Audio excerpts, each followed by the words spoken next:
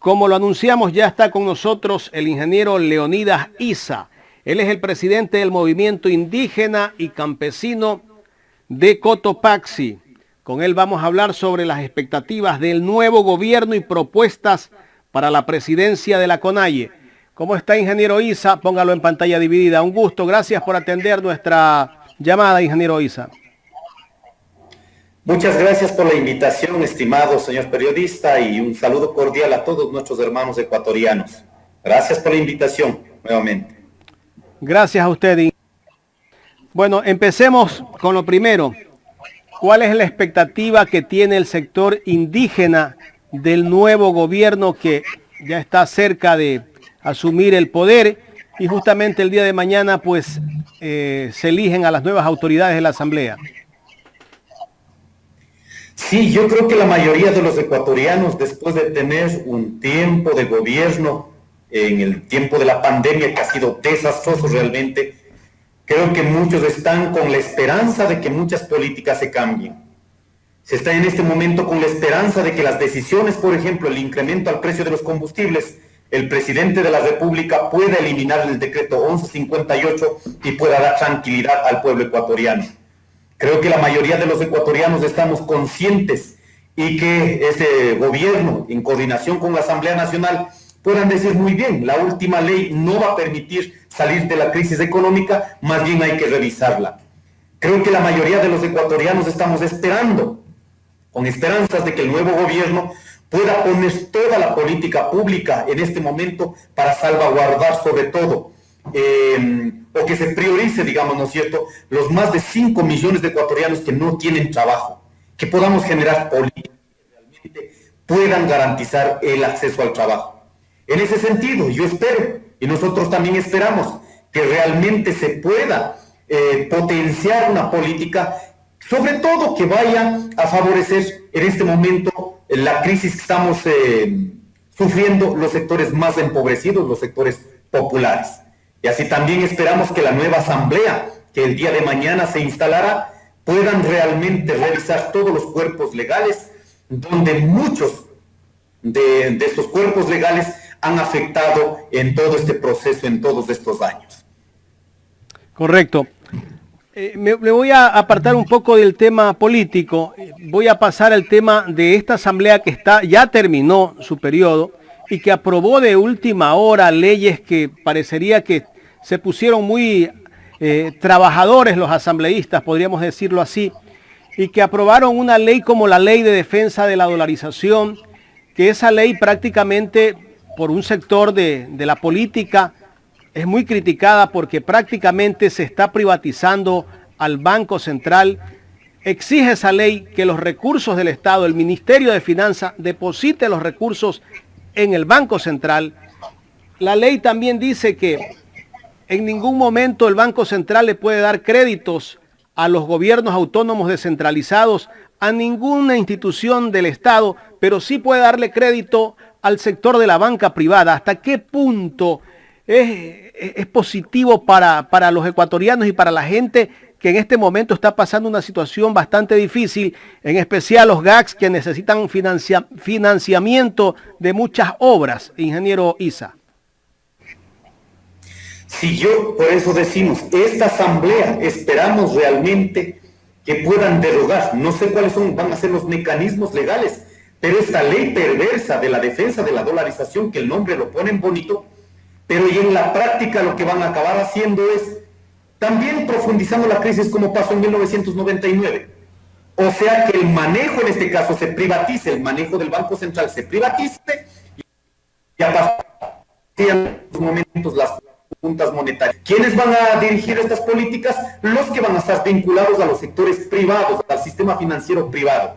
Por ello yo creo que la tarea en este momento de la Asamblea Nacional es revisar todas esas normativas que no van a resolver el problema de los ecuatorianos. Aquí se ha metido tanto miedo que el Ecuador puede ser una Venezuela, pero no nos olvidemos la ley de 1999, que se parece a la actual del 2021, significó 3 millones de ecuatorianos fuera del país.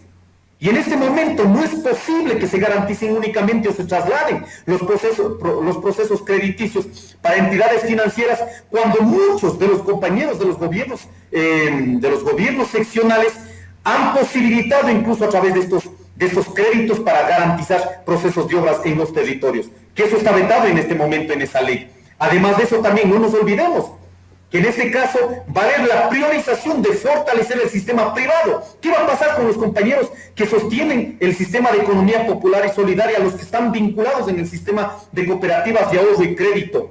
Todos estos temas centrales que supuestamente se aprobó la ley para dar un respiro en el tema económico, lo único que va a hacer es beneficiar al sistema financiero privado y lógicamente va a generar un desequilibrio en el manejo del resto de la economía del país. ¿Usted no cree que el gobierno saliente le fue trazando la cancha al nuevo gobierno? Tal vez hubieron acuerdos para que se aprueben estas leyes. Es absoluto, nosotros hemos sido muy claros en esta posición. El gobierno de Moreno ha implementado, o sea, no es ni siquiera el gobierno que ha representado a los ecuatorianos, mínimamente por un espíritu patriota, debería haber actuado como presidente de la República, más no ser utilizado de manera utilitaria, en este caso, por la derecha ecuatoriana, en este caso, por la derecha internacional. Si no, miremos cómo está en este momento, sale a decir cualquier cosa fuera del país, pero sobre todo controlado por el Fondo Monetario Internacional. O sea, este gobierno garantiza la cancha para una economía neoliberal. Lógicamente, lo que está trasladando es al nuevo presidente de la República esa misma cancha. Por eso decimos, el presidente de la República en sus acciones va a demostrar que realmente no va a tener una continuidad de la perversión de este gobierno nacional que ha tenido. No es posible que haya aprovechado de la pandemia políticamente para pasar normas que jamás pasaría en la vida normal, en este caso, si hubiera habido una reacción del pueblo ecuatoriano. Por eso creo que en este momento no se va a permitir 4 cosas, al menos desde nuestro lado que hemos dicho.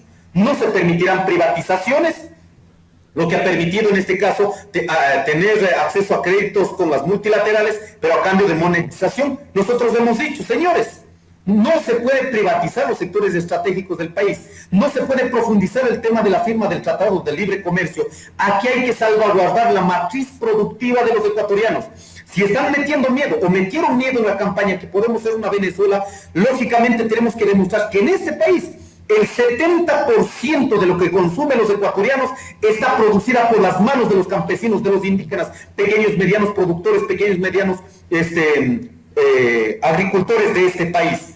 Si revisamos en comparación con nuestros hermanos venezolanos, la matriz productiva, realmente la matriz de producción de ese hermano país no está. Entonces aquí tenemos que priorizar el tema de la producción nacional, y aquí no puede estar, ni siquiera en duda debe estar, o peor, estar poniendo en este caso para favorecer a ciertos sectores únicamente la firma del Tratado del Libre Comercio. No puede pasar en este momento. El gobierno nacional no puede estar pensando en la ampliación de la frontera petrolera y minera. No es posible aquello. No es sostenible la economía a partir del extractivismo. Hay que fortalecer la política sobre la producción nacional. Es allí donde los ecuatorianos hemos aportado económicamente al desarrollo de este país. No puede pasarse en este momento todas las políticas neoliberales. Así que el presidente de la República, en decisión de la mayoría de los ecuatorianos, que ahora es presidente de la República, debe mirar las propuestas centrales sobre las que tiene que sostener la economía de este país. Lo que sí sorprende, ingeniero Isa, es que en el caso de la ley de defensa de la dolarización, pues los asambleístas de Pachacutic votaron a favor de esa ley. No sé si Pachacutic tiene algún grupo que también tiene tendencia a una línea de derecha, o hay infiltrados dentro de Pachacutic, porque imagínense ustedes que siempre han venido defendiendo a la gente del pueblo, pues ver que Pachacutic apoya una tesis neoliberal, pues sorprende. Yo creo que la Asamblea como institución de este periodo legislativo va con una referencia del 2%.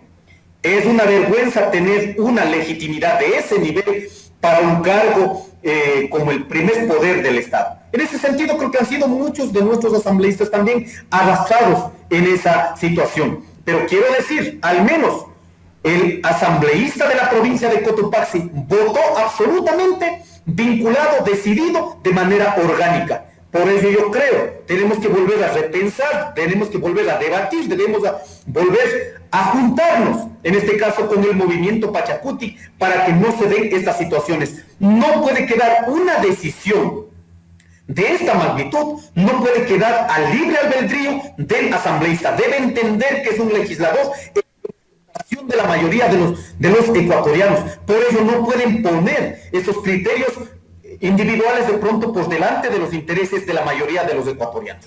Por eso yo no quiero dejar que de pronto digan es todo el movimiento Pachacuti. Ciertos asambleístas votaron, sí, efectivamente, a favor, positivamente, pero hay también compañeros asambleístas que han escuchado a la mayoría de las organizaciones de base que votaron en contra de esta ley perversa que aprobó el legislativo. Ingeniero Leonidas Issa, en este panel me acompaña el doctor Ángel Matamoros, que tiene inquietudes también para usted. Ingeniero, buenos días. ¿Me escucha? Le saluda Ángel Matamoros. Estimado Ángel, un saludo cordial. Ingeniero, sin duda la presencia del movimiento indígena en el país ha sido muy importante. Ha sido muy importante, histórica. Los actos y hechos que ustedes han logrado en el país realmente los ubica y los posiciona donde se encuentran actualmente. Pero sin embargo, el movimiento indígena se ha fragmentado. Se han fragmentado y se habla pues de movimiento indígena, integrantes de Ponchos Dorados y los de a pie. Ante este contexto de movimiento indígena, ¿ustedes qué van a hacer para tratar de posicionarse donde han llegado y mantenerse y no desilusionar esas bases que tanto ha apoyado su trabajo arduo en beneficio de esos necesitados? Hay que dejar claro que el movimiento indígena no está fragmentado. Si hemos tenido un momento de polarización dentro de las mismas estructuras, unos que tenemos una visión de un sostenimiento a partir de las decisiones colectivas y otros compañeros que privilegian la decisión individual. Si hemos polarizado, no está fracturado.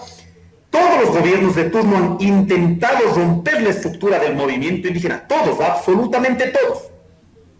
Pero hay que mirar también la última acción del movimiento indígena que lideró el levantamiento de octubre. En este momento somos atacados de tres sectores. El sector político de la derecha, ¿no es cierto? El sector económico, incluso a nivel internacional, que ponen al movimiento indígena como un problema de desarrollo. Y tenemos un tercer sector intelectual de la derecha, que no ha dejado de escribir todos los días. Y por eso hemos pedido a nuestros compañeros, hermanos del movimiento indígena, no podemos caer en las vicisitudes, peor en la valoración externa de esta derecha, de estos intelectuales. Lo único que pretenden es dividir para posesionar una imagen como de pronto lo está teniendo usted también. El movimiento indígena ha tenido, lógicamente, en todo el proceso ha tenido todos estos problemas que hemos tenido, pero siempre hemos resuelto de manera interna, siempre hemos resuelto en un debate. En ese sentido, esta dialéctica que tiene el movimiento indígena, que de pronto necesitamos hacer nuevas valoraciones. Y en esa nueva valoración, lógicamente, hay una fuerza de una nueva generación que está vinculada a un proceso comunitario, organización de segundo grado, federaciones provinciales, regionales, nacionales, que esa disputa de pronto hasta intergeneracional dentro de la lógica colectiva organizativa va a estar presente, pero sin romper la lógica organizativa.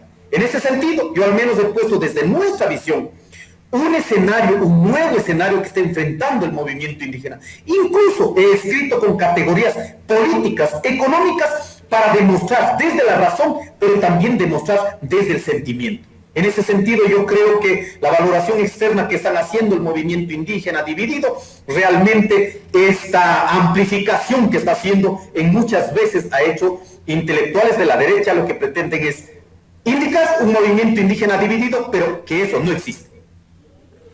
Ingeniero, Realmente la postura que ustedes tienen a través de usted, que un vocero, es muy radical en ciertas acciones, es muy radical la postura que ustedes tienen.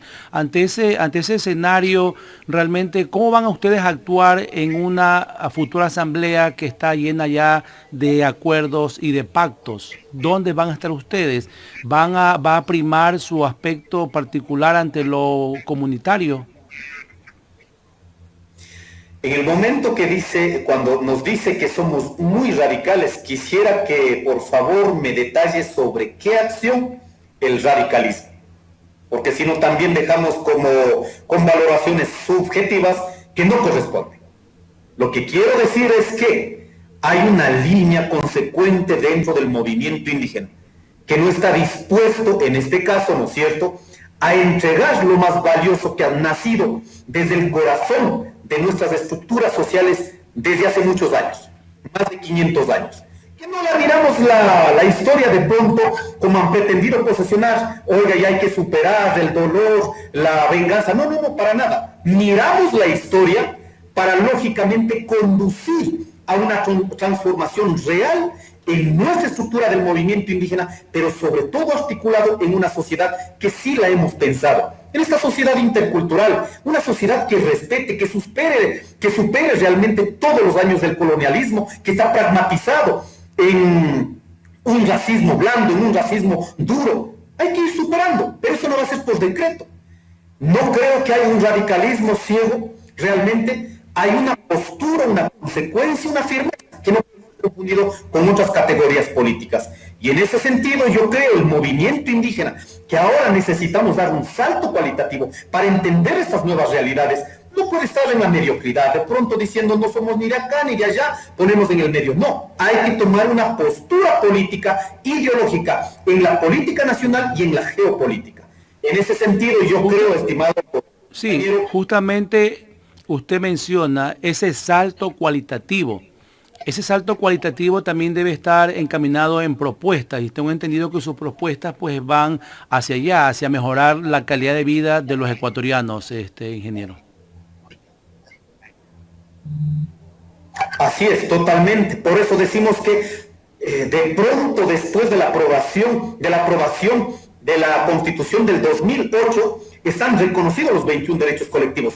Pero esa declaratoria, que es el reconocimiento de estos 21 derechos colectivos, no es exclusividad para el movimiento indígena. Es una forma de reparar históricamente todo lo que ha sucedido en contra de los pueblos indígenas. Pero a partir de esa riqueza que tenemos, ¿cómo estamos siendo apostantes a un proceso de desarrollo económico, social, político, cultural? Si ahora mismo en la política se habla de las diferentes formas de democracia, el movimiento indígena lo ha instalado, lo ha garantizado, por ejemplo, el tema de la democracia comunitaria, decisiones colectivas que no pueden ser rotos por decisiones individuales. O, por ejemplo, el tema que ahora en la Constitución se reconoce, ¿no es cierto?, el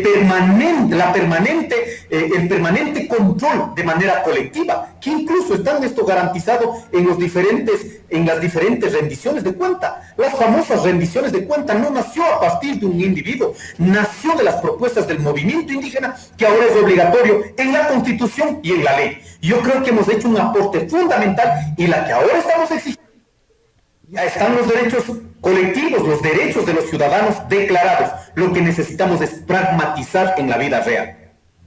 Gracias, ingeniero. Le doy el paso a mi compañero Jaime de la Cruz, quien continúa esta entrevista. Ingeniero, ya en la recta final de este diálogo, le voy a plantear dos preguntas en una. Sobre el tema de la presidencia de la CONAIE, ¿para cuándo está convocada esa nueva asamblea y elegir la presidencia? Y si se mantiene su candidatura. Y la segunda, ¿cuál es su criterio sobre la crisis política que está pasando el pueblo colombiano? Sobre la primera, la fecha todavía no está determinada, se suspendió a partir del estado de excepción por el tema de la pandemia, que de igual el gobierno sigue utilizando el tema de la pandemia con el dolor más grande que sufrimos los ecuatorianos como un espacio político. No está definido la fecha, en este caso. Si mantenemos o no mantenemos es una decisión colectiva. Yo nunca forzo ningún proceso. Desde que me acuerdo, desde que mis padres me enseñaron a respetar decisiones de la familia, de la comunidad.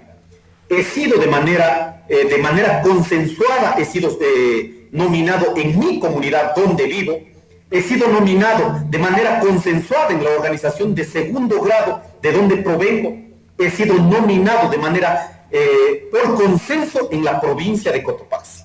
No creo realmente que esa nominación que lo han hecho por consenso sea realmente forzado o lo que fuere, porque algunos compañeros también lo han mencionado en ese sentido. Por ello no es una postura individual, nos mantenemos y saludamos al resto de compañeros que estamos de candidatos, 5 compañeros, 3 compañeros y 2 compañeras, lógicamente que podamos pensar en una línea de consenso, en una línea colectiva que realmente no se generen más polarizaciones. En ese sentido, más bien invito a los compañeros de los pueblos y nacionalidades, no sean las vicisitudes individuales de cada compañero o compañera, sino sea nuestro proyecto político el horizonte la que permita conducir la política de los pueblos y nacionalidades articulado en esta sociedad, articulado dentro de este Estado ecuatoriano. La segunda cuestión sobre el tema de nuestros hermanos colombianos, nuestra absoluta solidaridad, lo hemos venido desde el primer día que decidió movilizarse el pueblo colombiano, lo hemos exteriorizado, hemos enviado cartas de apoyo, cartas de solidaridad y hemos condenado el ataque brutal de la política, en este caso del Estado colombiano, que muchas veces lo único que han hecho es confundir al pueblo, no solo en el Estado colombiano, sino en todos los países pasan. Cuando metes la mano al bolsillo de cualquier ciudadano de cualquier estado, lógicamente hay una crisis económica y la gente reacciona porque no puede más sostener una economía en esa crisis. Pero ¿qué han hecho los gobiernos de turno? Convertir estas crisis en problemas políticos. Entonces los gobiernos lo que hacen es polarizar, posesionar como si fuera algo de violencia, algo de delincuencia. Cuando el pueblo colombiano, como el pueblo ecuatoriano, como el pueblo colombiano, boliviano, todo Latinoamérica o el mundo ha levantado por un problema eminentemente económico. En ese sentido queremos decir a nuestros hermanos colombianos, latinoamericanos, ecuatorianos, que ahora estamos en una crisis, nosotros hemos declarado en asambleas permanentes sobre esta crisis. Esperamos que el nuevo gobierno diga muy bien, no podemos dar tranquilidad al pueblo ecuatoriano derogando el decreto 1158 que está estabilizado el incremento del precio de los combustibles cada mes. En ese sentido dará tranquilidad y que podamos planificar con nuestra apertura, con nuestras propuestas viables que hemos tenido, podamos planificar la economía de todos y todas, porque aquí los ecuatorianos y ecuatorianas garantizamos la riqueza para este país, pero no se puede permitir que se privilegien esas políticas únicamente para ciertos sectores económicos de este país. Ingeniero Leonidas Issa, queremos agradecerle por haber aceptado este diálogo aquí en Ecuador en Directo. Muchas gracias, más bien por la invitación y gracias por permitir exteriorizar nuestras ideas. Gracias al ingeniero Leonidas Issa, presidente del Movimiento Indígena y Campesino de Cotopaxi. Esta noticia o esta entrevista, usted ya después de un par de horas la puede leer en Ecuador en Directo, portal digital que tiene más de 250,000 visitas cada mes.